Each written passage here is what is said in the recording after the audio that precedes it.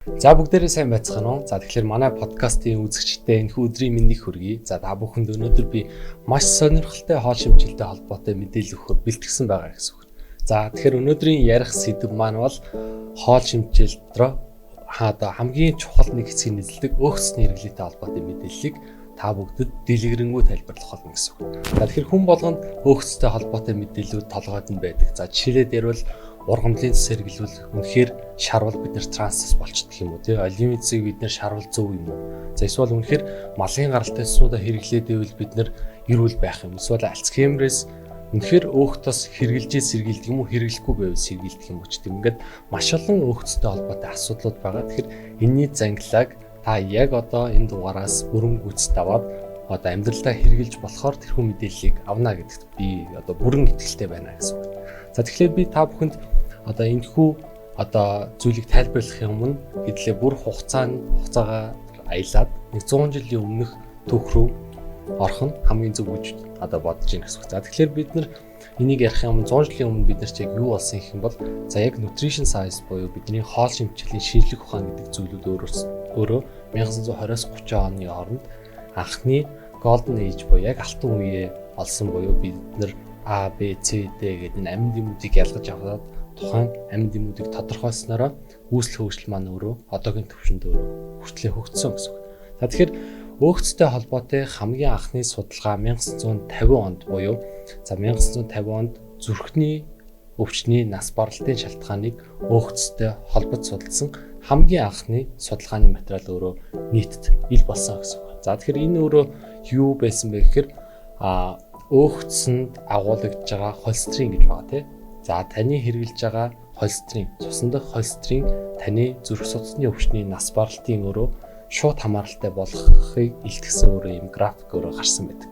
За мөн таны хэрэгжилж байгаа өөхцний хэмжээ таны зүрхний өвчнөөр нас барах эрсдэлтэй мөн шууд корреляц буюу хамааралтай гарсан ийм сонирхолтой судалгааны материал хэвлэгдснээр дэлхийн нийтээрээ үүн дээр маш их юм ач холбогдол одоо өгсөн юм судалгааны үр дүн болсон. За энэхүү судалгаа өөрөө ямар хүн удирдах хийсэн бэ гэхээр Ansel Keys гэдэг өөрөө энэ алдартай эрдэмтэн, за биологч, физиологч, за хоол шимжил судлаач гэдгээр алдартай энэхүү эрдэмтэн энэ судалгааг өөрөө хийсэн байх нэ гэсэн үг.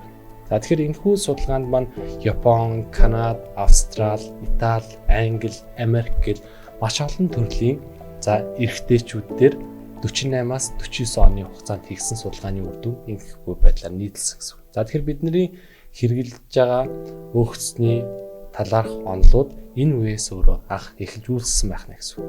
За тэгэхээр энэ онол дээр дэлхийн нийтээр анхаарал тавиад бид нар өөрсдөө юу болсон гэхээр маш урт хугацааны кохорт судалгаа буюу дагаж судлах судалгаануудыг хийх шаардлагатай байна гэдгийг өөрөө ойлгосон гэсэн үг. За үүний үндсэн дээр хоёр үндсэн ийм том судалгаанууд энэ үеэс эхэлтэй ингээд хийдэж эхэлсэн. За эхнийх нь гэхээр юу байх вэ гэхээр 1948 оноос эхэлж хийгдсэн Framingham-ийн Heart Study буюу одоо зүрхний өвчний эрсдэл хүчин зүйлийг судалсан судалгаа байх юм гэсэн. За хоёр дахь судалгаа нь өөрөө юу байсан гэхээр 1958 оноос эхэлж хийгдсэн The Seven Countries Study буюу одоо 7 одоо бүс нутгийн одоо улсыг хамарсан ийм хоол шимтгийл болон амьдралын хэв маягийн зүрхний өвчний нас баралт хоорондыг одоо хамаарлыг судалсан судалгаа гэсэн. За энэхүү судалгаанууд нь одоо хүртэл хэрэгжиж явж байгаа буюу 50 60 одоо бараг 70 дахь жилийн одоо судалгааны үр дүнгээ танилцуулахад бэлэн болсон ийм том хэмжээний судалгаанууд энэ үеэс гарсан гэсэн. За тэгэхээр энэ судалгааг юугаараа онцлогтой байна вэ гэхээр тэр үед 1961 онд хамгийн анхны том хэмжээний судалгааныхаа үр дүн анхныхаа үр дүн танилцуулсан гэсэн. За энэ үр дүн дээр нь юу байсан гэхин сонирхолтой гэх юм бол таны зүрх судасны өвчний нас баралтын хамгийн гол шалтгаан таны цусан дахь холестерин их гэдэгтэй холбогдсон байдаг. За тэгэхээр юу яриад байна вэ гэхээр хүмүүс холестерин хийх юм бол миний цусны холестерин гэсэн түүнээсээ шалтгаалаад би эрүүл мэндийн асуудал магадгүй нас барах эрсдэл өндөртэй юм байна гэдгийг өөрөө гаргаж ирсэн гэсэн. За тэгэхээр дэлхийн нийтээрээ энэ асуудлууд дээр илүүтэй анхаарал хандуулад одоо хоол шимтгийллийн удирдамжууд дээр өөрчлөлт оруулах дээр өөрөө ярилцж ирсэн байна. За тэгэхээр одоо бидний мэддэг штэ low fat diet буюу өөх тос багасгасан хоолны дэглэм гэсэн. За тэгэхээр энэ яг судалгааны үр дүн хэвлэгдсэн цагаас эхлээд low fat diet гэдэг дэлхийн нийтээр юм алдартай болж ирсэн гэсэн үг. За тэгэхээр та бүхэн зүгээр энгийнээр бодвол сүү хэрглэж ивэл сүүн дээр тэ low fat milk гэж байдаг тэ. Тэгэхээр өөгц багтай сүү тэ бүр өөх тосгүй сүү тэ non fat milk гэж байдаг тэ. Тэгэхээр энэ өөрөө одоо хэдийн үеэс эхлээд үүсэлтэй гэхээр 1961 оны судалгааны үед дөнгөөс эхлээд үүсэлтэй гэсэн. За тэгэхээр дэлхийн нийтээрээ одоо хоол хүнсэнд агуулгаж байгаа, үйлдвэрлэж байгаа бүтээгдэхүүнүүдээр өөхцнийхээ агуулмжийг багасгаад эхэлсэн гэсэн. За тэгэхээр энэхүү өөхцийг багасгаад эхэлсэн чинь ямар асуудал үүссэн гэсэн чинь өөхц багасгах нь гэдэг маань тухайн хүнсний бүтээгдэхүүний шин чанарыг хамтыг алдагдуулж эхэлсэн. За түүнээсээ шалтгаалаад дэлхийн нийтээрээ одоо хүнсэнд орж байгаа сахарын агуулмжууд их хэмжээтэй нэмж эхэлсэн. За тэгэхээр өөх тос багасгалаа, сахарын хэмжээнүүдийн нэмлээ гэсэн. За тэгснээрээ биднэрт тухайн хүнсний бүтээгдэхүүний ам чанарыг нэмэгдүүлэхдээ энэ зүйлүүд орж эхэлсэн байх нэ гэсэн. За тэгэхээр 61 онд ийм судалгаа хэвлэгдээд хамгийн анхны том хэмжээний өөрчлөлт бол 77 он, 80 онод орсон баг гэсэн. За тэгэхээр 1977 онд Америкийн зүрхний нийгэмлэг гэдэг маш том байгууллага байна. За мөн 1980 онд Америкийн хоол шимтгийллийн удирдамж буюу дэлхийн нийтээрээ энэ одоо байгууллагуудын удирдамжийг дуурайж мүү те энэ удирдамжуудаар суйрлаад тухайн улсын удирдамжуудыг өөрчилдөг. За ийм том хэмжээний хоёр байгууллагууд за өдөрт хэрэглэх холестерины хэмжээг 300 мг дотор байлгах нь таны эрүүл мэндэд хамгийн тустай юм байна гэдэг удирдамжууд энэ үеэс гарсан гэсэн. За тэгэхээр 300 мг холестерин гэдэг маань юу хэлээд байна вэ гэхээр та дундаж нэг өндөг идэхэд 180 мг холестерин юм. За тэгэхээр та өдөрт 2 ширхэг өндөг идэж чадахгүй хэмжээний байх нь. Тэгэхээр нэгээс илүү өндөг идвэл би зүрхний өвчний нас баралт за магадгүй эрүүл мэндийн бус шалтгаанаар нас барах эрсдэл өндөртэй юм байна гэдэг ойлголтууд гарч ирсэн гэсэн. За энэхүү судалгаанууд гарсны дараагаар ямар асуудлууд болсон гэхээр энэ саяны гайдлайн Америкийн зүрхний нийгэмлэг одоо тэ Америкийн хоол шимтгийллийн удирдамжуудыг дуурайгаад Англи, Австрали, Франц, Канада, Хятад, Япон за мөн дэлхийн эрүүл мэндийн байгууллага гэдэг юм те энэ байгууллагууд удирдамжтай энэхүү зүйлүүдийг яг оруулж ирсэн гэсэн. За тэгэхээр дэлхийн нийтээрээ холестерин гэдэг зүйл хортой юм байна те магадгүй хэрглэж байгаа өөхцний хэмжээ өндөр байвал миний эрүүл мэндэд буруу юм байна, муугар нөлөөлөх юм байна гэдэг ойлголтыг энэ үеэс авсан гэсэн байна.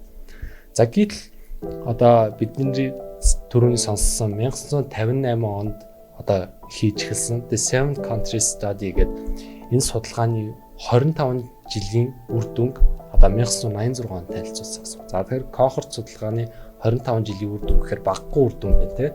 За энэ хугацаанд ямар үр дүнг танилцуулсан гэхээр яг түүнийхтэй адилхан таны цусны холестерин нас баралтыг өндөр болгох юм байна гэдэг.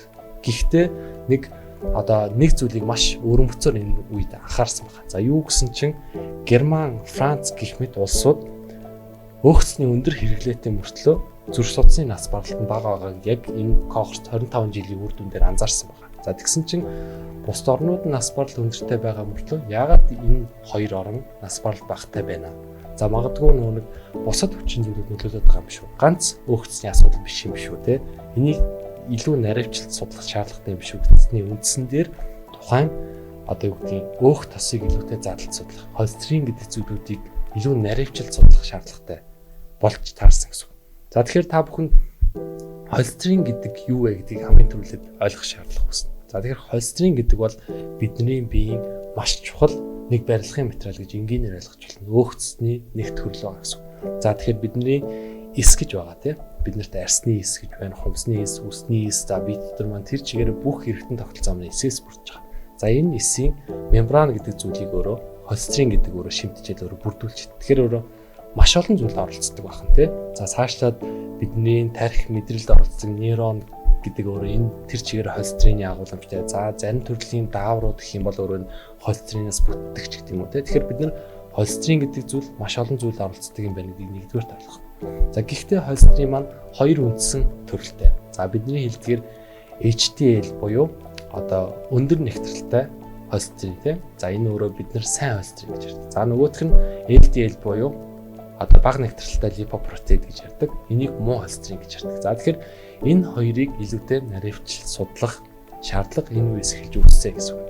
За тэгэхээр бид нар холестериныг хоол хүнсээр авж байгаа гол асуудал гэж бодоодсэн боловч яг үүндээ юу байсан гэхээр бидний элэг гэдэг эргэтэн дотор холестерины 80% нь өөрөө нийлэгчдэг. За мөн 20% нь бид нар зөвхөн хоол хүнсээр авдаг гэсэн. Тэгэхээр бид нар харьцангуй хоол хүнсээрийг хэдий хэрэглэлээ ч гэсэн элгэнд нийлэгдэж байгаа холестерин маань маш өндөр байгаа буюу 80% нийцэлж байгаа гэдгийг энэ үеэс одоо анхаарч эхэлсэн гэсэн үг. За энэ судалгаанууд маань ингээд үргэлжилж явсараад 2000 он гэхэд илүү наривчил судлаад бид нар ямар үр дүнд хүрсэн бэ гэсэн чинь таны хоол хүнсээр авж байгаа холестерин, таны цусны холестерин энэ хоёр хоорондоо холбоогүй байна гэдгийг ойлгосон. За тэгэхээр нэг элгэнд угаасаа 80% нийлэгдэж байгаа холестерин илүү гол үүрэгтэй. Таны хоол хүнсээр хичнээн хэмжээний холестерин хэрэглэх нь таны цусны холестерин энэ хоёр хамааралгүй байна гэдгийг болсон. За яг үүндээ бид нар цусны холестеринд юу илүүтэй холбоо хамааралтай болсон бэ гэсэн чинь бидний яг илүүтэй нөгөө нэг өөхцийг багасгаад сахарыг нэмээдсэн буюу энэ нүүрсний хэрэглээ гэдэг зүйл элгэнд нийлэгдэж байгаа холестериныг өдрөө илүүтэй их дэмждэг юм, илүү их нийлэгжүүлдэг юм байна гэдэг судалгааны үр дүнүүд гарч ирсэн гэсэн. За тэгэхээр бид нар энгийнээр ярил те таны идж байгаа сахарын хэрэглээ өндөр болох. За магадгүй нэг high fructose corn syrup гэж ярьдаг те. Одоо фруктозны сироп за ийм зүйл их хэрэглэх. За мөн маш их боловсруулсан нүүрс буюу цаан гурил те. Энийний хэрэглээ өндөр байх нь өөрөө бидний цусан дах холестерин ялангуяа элгэнд нийлэгдэж байгаа энэ LDL буюу муу холестерины хэмжээг хамгийн их нэмдгийг өөрөө яг энэ судалгааны үр дүн гаргаж авсан гэсэн. За тэгэхээр энгийнээр ярил таны идж байгаа хоолны холестерин биш нүүрсний агуулмж буюу сахар одоо боловсруулсан гурилтэй фруктозны сироп энэ бидний хамгийн гол асуудлууд болоод байгаа маа гэдэг энэ үеэс олж мэдсэн гэсэн. За мөн одоо 1950 онд одоо хийгдэж ирсэн Кохорт судалгаа маань өөрөө 50 жилийн үр дүнгээ буюу 2009 онд одоо The Seventh Country Study гэдэг судалгаа маань 50 жилийн үр дүнгээ 2009 онд танилцуулсан. За энэ судалгааны үр дүнд юу байсан гэхээр саяны 2000 онд хэвлэгдсэн онлыг яг адилханаар баталсан. Таны хоол хүнсний холестерин, таны цусны холестерин нөлөөлөхгүй. Та хэдийн хэмжээний өндөг идэх нь таны цусны холестерин нөлөөлөхгүй гэдэг. Тэгэхээр өндгөө айлтгүй идэх шаардлагатай болж байгаа тийм. За тэгээд үүнээс шалтгаалаад 2015 он гэхэд дэлхийн нийтээрээ холестерины хязгаарлалтыг бүх гайдлайнууд өөрийнх нь гайдлайнаас хассан байгаа гэсэн. За тэгэхээр та өндөг идээд хүнсний холестерины хэмжээ өндөр идэх нь таны цусны холестерин хамаарахгүй байна гэдгийг ойлгосон. За тэгэхээр бид нар энэ судалгааны үр дүнд юу үнэхээр бидний өвчтний эрсдэл болоод байна вэ гэдгийг одоо хайх шаардлагатай болсон. За яг үүндээ юу байсан бэ гэсэн чинь үндсэнийг 4 өвчин зүйл байна. За нэгдүгээрт нь транс нэрлээ. За бид нэр транс гэдгийг одоо бүгдээрээ мэднэ те.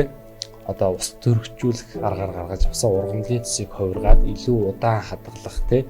Хүнсэнд одоо бид нэр зөөвөрлөх боломжтой маш олон боловсруулсан хүнсэнд ашигладаг. Одоо жишээлээд ярил бидний хамгийн том жишээ бол маргарин байна те. Бид нэр масль гэж одоо авч хэрэглэдэг маргарины төрлөө. За нарийн боомд маш их хэмжээр ордог. Бид нар бялганд маш их хэмжээгээр ордог. За магадгүй бичэн ч гэдэг юм уу гадуур зарагдж байгаа маш олон төрлийн бүтээгдэхүүнд ордог. Энэ трансны агуулмж хамгийн нэгдүгээрт нөлөөтэй байсан.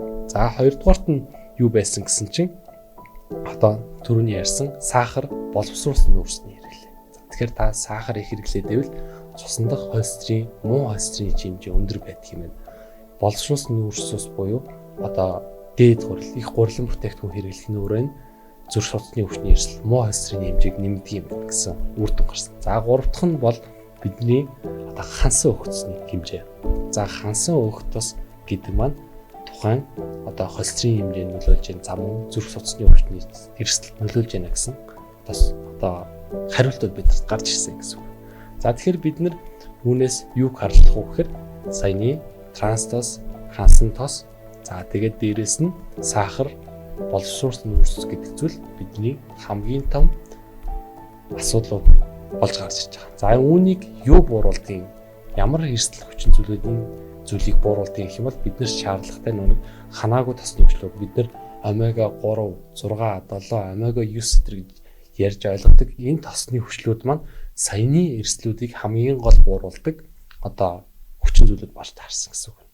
За манай подкастын хамтран ажиллагчаар Medi Wellness Center хамтран ажиллаж байна. За тэгээд энэ удаагийн дугаараар нэг сонирхолтой бүтээгдэхүүнийг онцлохоор шийдсэн. За энэ нь юу вэ гэхээр Reliams гэдэг одоо булчин чангалах өөрөө төхөөрөмж байгаа гэсэн. За энэ төхөөрөмж нь ямар онцлогтой вэ гэхээр EMS буюу Electrical Muscle Stimulation гэдэг үгний товчлол байгаа гэсэн. Тэгэхээр одоо цахилгаан гүйдлийн одоо аргыг ашиглаад булчин одоо нийлэгжүүлэх буюу булчингийн үйл ажиллагааг сэргээх гэсэн юм үгний товчлол байгаа гэсэн. За тэгэхээр энэ өөрөө ямар үйлдэлтэй аппарат вэ гэхээр ялангуяа одоо юу гэх юм гэмтэл бэртлийн дараа магадгүй харвалтын дараа саажилтын дараа ч гэх юм уу те тухайн хэсгийн булчинг хөдөлгөж чадахгүй тохиолдлууд маш олон байдаг те. За тэгэхээр энэ үед хэрэглэх одоо булчингийн суларлаас сэргийлэх булчин чангалах за ийм өрмөц төхөөрөмж байгаа гэсэн.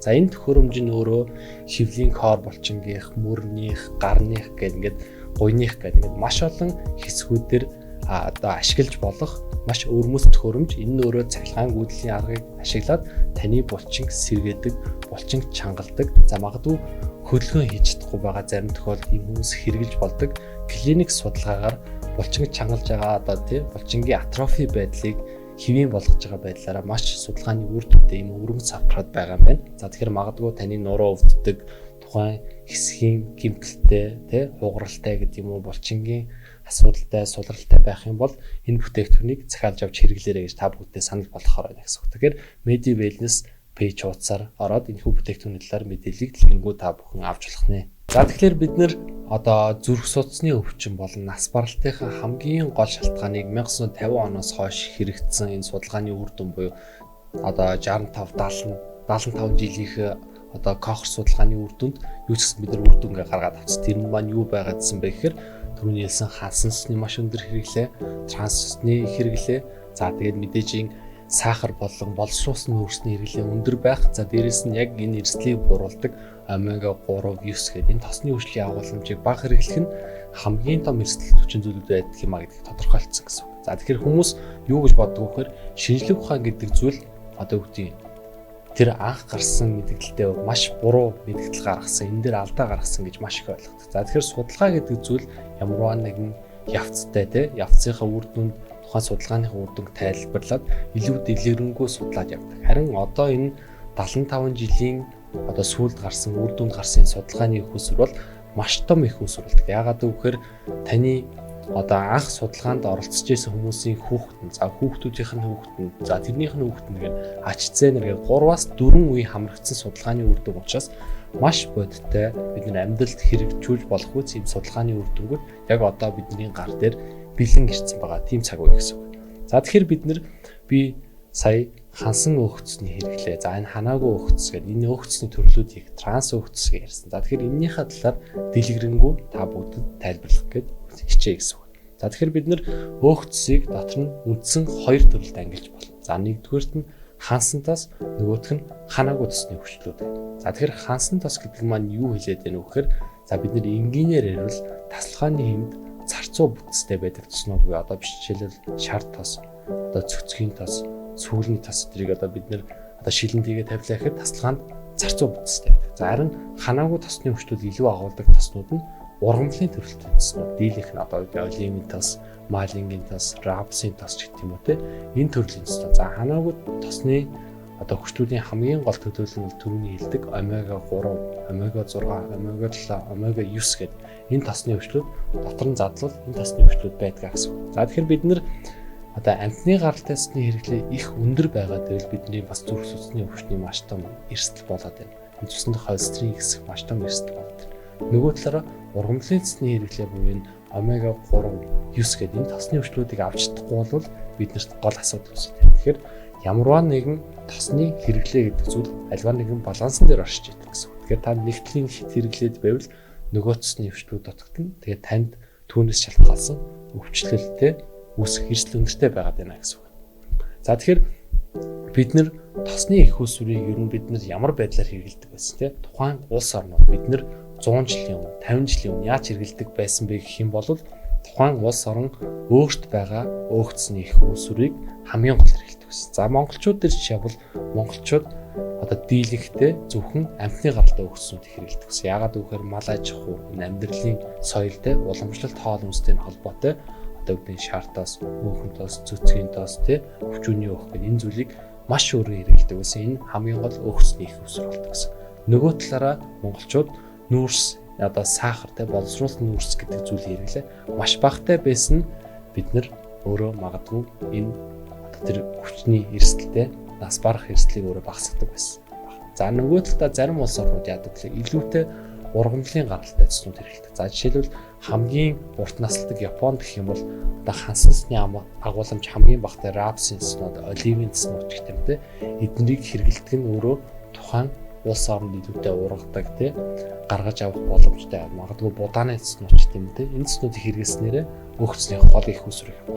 За тэгэхээр 21-р зуунд биднэрт ямар боломж нэгдсэн бэ гэхээр өөрт шаардлагатай буюу танд дутагдаад байгаа тосны их усрыг бид нэр хоол хүнсэндээ авч хэрэглэх бүрэн боломжтой болсон гэсэн. Тэгэхээр бид нар магадгүй мал ажиллах уу хэрэглэдэг байсан ч ямар нэг улсаас олимпиадс аваад хэрэглэх. За магадгүй омега 3 дутагдaltaй байх юм бол омега 3 өндөр агуулсан малимидс аваад хэрэглэх бүрэн боломжтой болсон. Тэгэхээр бид нэр эрүүл мэндээ илүү сайнаар дэмжих боломжтой болсон гэж энгийнээр ойлгож байна. За тэгэхээр би та бүгдэд магадгүй хансан тосны агуулмж тосон дотор ямар байдгийг гэдгийг жишээ аваад хэдэн одоо тоснуудыг үзүүлнэ гэсэн. За тэгэхээр одоо бидний зүрх судасны өвчтний тийм холестерин ихсэлтийн хамгийн гол одоо магадгүй асуудал болоод байгаа зүйл хансан цэц гэдэг зүйлийг хэдэн байгуулдаг. За жишээлбэл ярил хамгийн өндрөөс нь ярил коконатын цэц. За коконатын тос гэхэд хансан цэцний агуулмж 87% буюу бараг тэр чигээрээ хансан цэцний агуулмжтай. За тэгэхэд магадгүй одоо бид нар юу гэж ойлгодог вэ? Коконатын тос хамгийн эрүүл тос хоол хүнсэндээ авч хэрэглэх шаардлагатай гэж ярьдаг. За гэтэл бид нэр амтны гаралтай тос буюу малын цэцнүүдаа маш их хэрэглэдэг, хансан цэцнүүд маш их хэрэглэдэг ард түмэн байдал тий ханаагүй цэцний хөтөлбөр шаардлагатай болчиход байхад коконатын цэц авч хэрэглээд байвал магадгүй энэ эрүүл мэндтэй улам сөргөөр нөлөөлөх магадгүй нэг хүчин зүйл нь болж болох юм аа. За цэцгийн цэцгээд аваад үзэх юм бол 63% хансан цэцтэй. За palm oil гэх юм бол дунджаар нэг 49% хансан цэцтэй. За бидний одоо малын өөх за одоо тий малын өөхнүүд гэх юм бол дунджаар нэг 40-с 60% хансан цэцний агуулмжтай байдаг байна.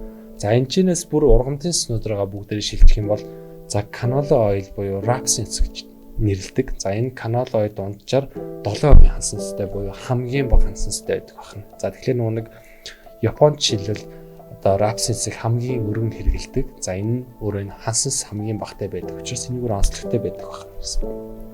За малингийн цэц гэх юм бол одоо 9% хансан цэцтэй байдаг юм байна. За нэг онцлог гэх юм бол омега 3-ийн агуулмж хамгийн өндөртэй буюу 53% да омега 3 байдаг. Тэгэхээр бүр гайхалтай их усруу одоо жишээл малингийн цэц байна. За цаашаа явах юм бол бидний хамгийн одоо эрүүл гэж хэрэглэдэг оливын цэц байна. Оливын тос бол дунджаар 14% хансан цэцтэй гэдэг маань бас хансан хэмжээ бага байна. Дээрээс нь омега 9 гэдэг тосны өвчил 71%-ийг эзэлдэг. Тэгэхээр биднэрт яг эрсдлийг бууруулад гэхдээ өрөвслийн эсрэг тэмцдэг энэ омега 9 гэдэг тосны өвчил 71% нэхэр биднэрт маш сайн тосны их усүр байх гэдэг тийм. За жишээлбэл шар буурцагны тос гэх юм бол дунджаар 16% хансан цэцтэй байх гэсэн. За тэгэхээр та бүгд одоо энгийнээр бодоорой. Бид нэр амтны гаралтай цэцийг өдөр болго хэрэглэж байгаа. Жишээлбэл бид нар мах идэхтэй, бууз идэхтэй, хууш өр идэхтэй тийм маш олон төрлийн хансан цэцний агуулмж. За цэцгийн тос, шар тос, цайгаа ухтаа шар тос идэгч гэдэг юм одоо хэрэглэж байгаа.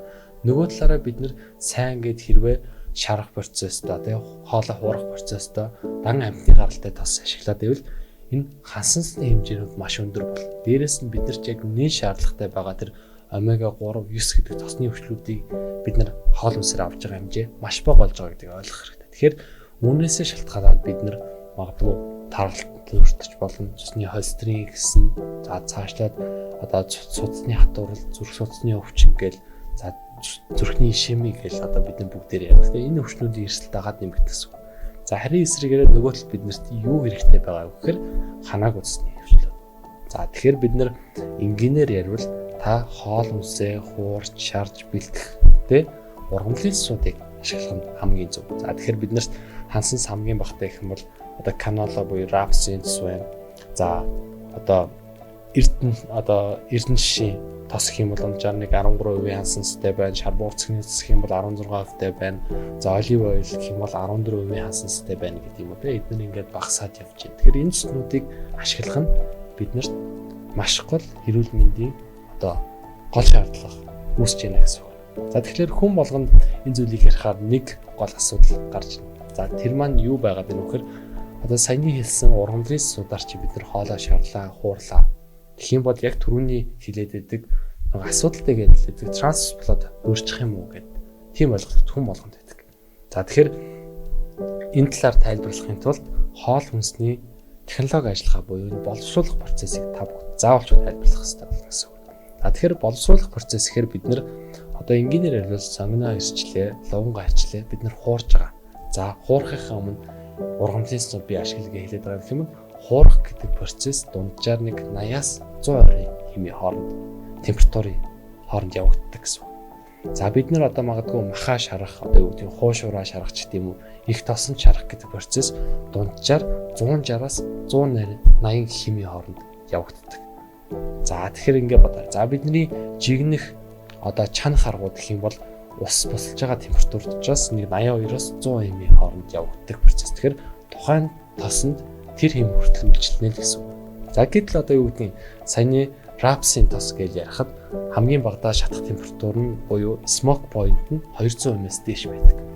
За цаашлаад ярих юм бол олив ойл байвал олив ойл нь цэвэршүүлсэн байх тусмаа температур даах хэмжээ нь 180 дээш.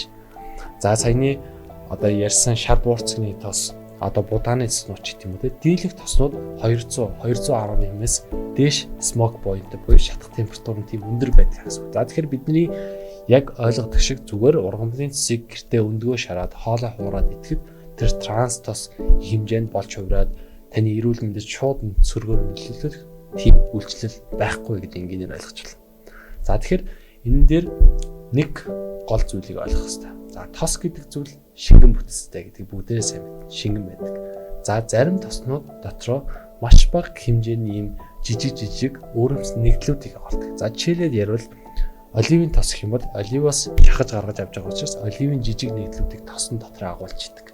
За тэрийг бид нэр extra virgin olive oil гэж ярьдаг. За тэгэхээр ийм extra virgin olive oil за магадгүй түрүүний хэлсэн малингийн цэс ч гэдэг юм уу те энэ тоснуудаар хуурах шарах процесс гэдэг зүйлийг дийлэхдээ хийдгүү шалтгаан гэх юм бол тэр тоснд дагуулж байгаа маш жижиг юу гэдгийг те оливын нэгдлүүд те тэр биологи идэх нэгдлүүд нь шарах процесс өөрөө багасч идэг, идэвхээ алдчихж идэг. За мөн магадгүй зарим тохиолдолд удаан шарж байгаа тохиолдолд өвнөмц нэгдлүүдийг үүсгэдэг. За тэгэхээр extra virgin olive oil-оор бид нэр яагаад шарах гэхээсээ илүү зөвхөн салаад амтлах буюу халуун дулаан ажиллагаанд оруулахгүйгээр бид нэр хэрэглэдэг шалтгаан гэх юм бол энэ гэсэн. За тэгэхээр бус төрлийн юу гэдгийг нарнцгийн тос, рапсын тос, шар буурцгийн тос, энэ будааны тос гэж нэрлэдэг. Энэ зүйлүүдээр хоол хүнс шарахад ямарваа нэгэн трансос үүсээд танд ийм эрүүл мэндийн асуудал үүсэхгүй гэдэг маш сайн ойлгосон. Тэгэхээр хайхаа явуулгүй та өглөө босоод өндгөө шарахтаа ургамлын гаралтай цэснүүдээр илүүтэй ашиглаж харах нь зөв юм байна.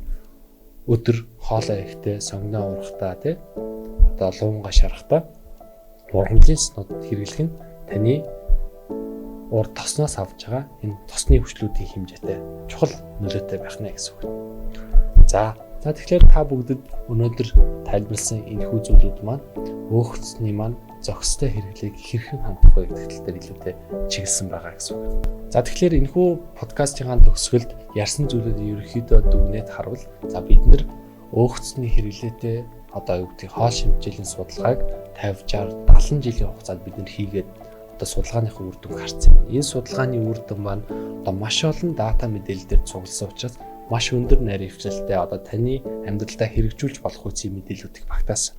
За тэрнээр бид нэр анхаарах шаардлагатай хэдэн зүйлүүд нь за трансны агуулмж нэгдүгээрт хамгийн бага хоол хүнсийг хэрэглэх нь зөв. За магадгүй маргарин нарийн боомд орж байгаа трансос магадгүй бялуунд их хэмжээнд хэрэглэж байгаа кейкнүүд ч гэдэм үү энэ зүйл нь трансны агуулмж. За дэлгүүрт ороод худалдаж авч байгаа бичээн, жигнэмэг, шоколад гэдэг зүйлүүд энэ трансны агуулмж өндөртэй байх нь эднийг бид нэр багасгах шаардлагатай байна гэсэн үг. За хоёрдугаарт биднэрт гол энэ одоо цусны холестерин ихсэх те судасны хатуур усг энэ эрсдлийг нэмдэг элсэн чихрэр те фруктозны сироп. За боловсруулсан одоо нүүрс ус буюу энгийнээр ярил дээд хурлын хэрэглээ өндөр байх нь энэ эрсдлүүдийг өөрөө нэмдэг юм байна. За 3 дугаарт нь хансан цусны маш өндөр хэрэглээ таны энэ өвчний эрсдлүүдийг нэмэх нь байна гэсэн үг. За тэгэхээр хансан тос гэдэгт маань бид нэр их хэмжээтэй хэрэглэж байгаа амтны гаралтай өгсөн. За энэ коконатын цуснууд те энэ зүйлүүд орох нь нөгөө талаараа энэ эрсдлийг бууруулдаг омега 3, 6, 7, 9 гэдэг энэ тосны өвчлүүдийг хоол хүнсэндээ бид нэр зайлшгүй хэрэглэх шаардлагатай юм гэсэн үг. За тэгэхээр энэ тоснууд маань дийлгэхтэй ургамлын гаралтай цуснууд байна. Ургамлын гаралтай цуснуудыг та бүхэн шарж, хуурж те хоол хүнсэндээ хэрэглэхэд ямар нэгэн байдлаар таны бид шууд эрсдэл үүсгээд тийм аюулыг учруулахгүй байна гэдгийг маш сайн анхаарах хэрэгтэй. За тэгэхээр саяны ургамлын цусдэр би нэг оруулаагүй зүйл нь юу вэ гэхээр удаан хугацаанд үйлдвэрийн процессд ашиглаж байгаа ургамлын цусыг энд оруулаагүй. Жишээлээд ярил бид нар хуушуурны газар ороход хуушуурны газар ингээд тосоо салахгүй хэдэн өдрөөр ашигладаг тийм. Энэ бол байж болохгүй зүйл. За нөгөө талаараа ярил бидний хамгийн хэрэглэдэг чипс гэдэг амт юм тийм. Чипс бол энэ ургамлын цусыг маш удаан хугацаанд ингэж ашиглаж одоо боловсруулдаг тийм төмсөөр хийдэг энэ зүйл. Тэгэхээр маш муу тосны агуулмжийг агуулдаг бахан энэ өөрөө таны зүрх судасны өвчтний эрсдлийг одоо маш ихээр нэмдэг байна. За цаашлаад ярил одоо удаан хугацаанд их тосон шаарж байгаа шарсан төмсний газрууд, түргөө олны газрууд тийм эдний хэрэглээ өндөр байх нь таны энэ өвчтний эрсдлийг нэмэх нь байна. Маш олон халдвар буурсан өвчин ганц одоо зүрх судасны өвчин биш чихрийн шижиг, даргалт, за хавдар, за бүх төрлийн өрөвсөл өвчнүүд гэдэг энэ өвчний шалтгааныг хамгийн гол нэмдэг юм байна гэдгийг та бүхэн ойлгох хэрэгтэй байна гэсэн үг. За тэгэхээр подкастын маань үзэж сонирхсан та бүхэнд баярлалаа. За тэгээд дараагийн дугаараар та бүхэндээ дахин уулзъя.